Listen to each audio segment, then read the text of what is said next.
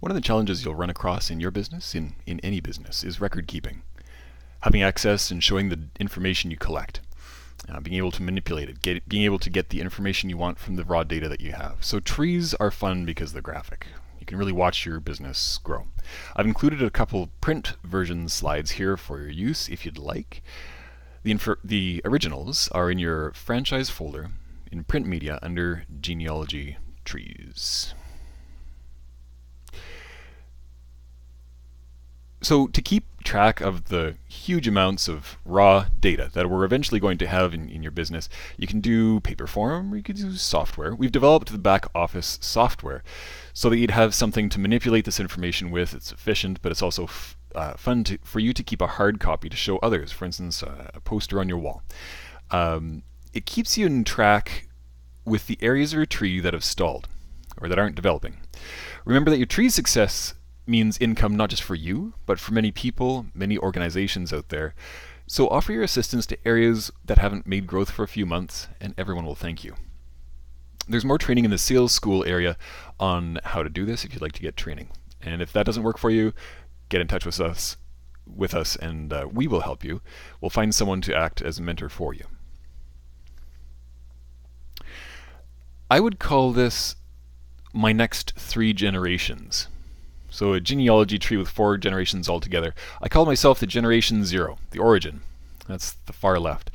Generation 1 has 1 pairing. Generation 2 has 2 pairings, and so on. Every time we add a generation, we're actually doubling the number of generations franchises on the right.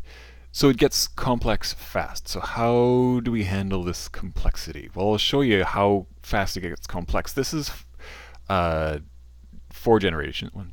5 generations. As soon as we add the 6th, boom, it gets very crowded. As soon as we add the 8th, we have to add another dimension.